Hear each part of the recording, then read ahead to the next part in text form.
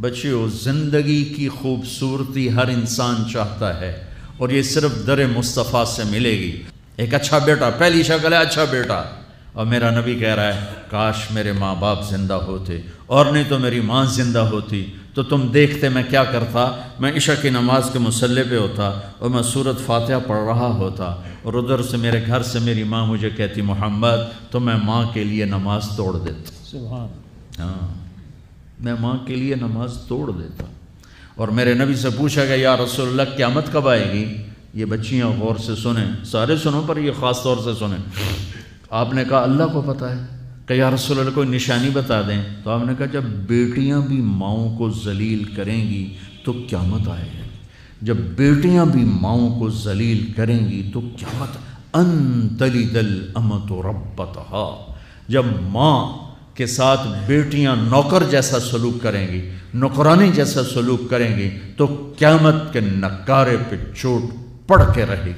یہ نہیں کہا جب کفر پھیل جائے گا اور جب اسلام مٹ جائے گا، حالانکہ قیامت تو اس وقت آئے گی جب دنیا میں ایک مسلمان باقی نہیں رہے گا۔ یہ واقعہ کی سنگینی کو بتانے کے لیے فرمایا جب ماؤں کو ذلیل کیا جائے گا قیامت آ جائے گی۔ میرے نبی نے فرمایا عمر تیرے دور میں ایک شخص آئے گا، اویس،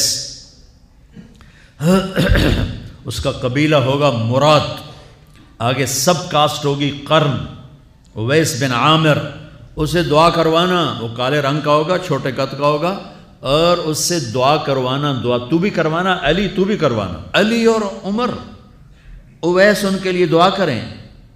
انہوں نے پوچھا کیوں؟ کہ اس نے ماں کی خدمت کر کے اللہ کو اتنا راضی کر دیا ہے، جب وہ ہاتھ اٹھاتا اللہ خالی نہیں لوٹاتا۔ اللہ کی قسم عمر و علی کو اویس کی دعا کی ضرورت نہیں تھی، امت کو پیغام دینا تھا کہ مائیں ذلیل ہو رہی ہیں آج، اور باپ جوان اولاد سے چھپتے پھر رہے ہیں، تو میرے رب میرے نبی نے یہ آگے پیغام دینا تھا کہ نبی ہو کر رسول ہو کر کہہ رہے ہیں کاش ماں ہوتی تو میں اس کے لیے نماز توڑ دیتا۔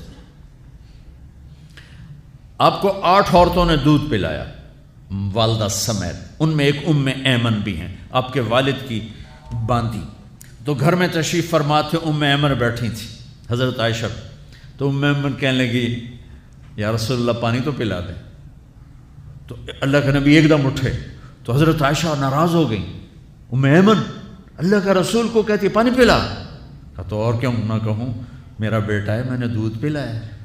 تو حضرت میرے نبی نے کہا ہاں ہاں عائشہ یہ میری ماں ہے، اس کا میں نے دودھ پیا ہے۔